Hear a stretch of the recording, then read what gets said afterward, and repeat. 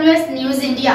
कूच बिहार में आज सुबह से ही मतदान के दौरान हिंसा और बम बरामद होने की घटना घटित हो रही है। तो कूच बिहार शीतलकुची छोल सालबाड़ी इलाके में मतदान कर लौट रहे विनोद साव नामक व्यक्ति के साथ मारपीट कर पत्थर से उसकी आंखें फोड़ने की घटना सामने आई है।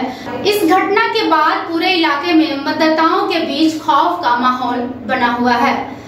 साथ ही साथ इस इलाके में पुलिस बल की तैनाती हुई है।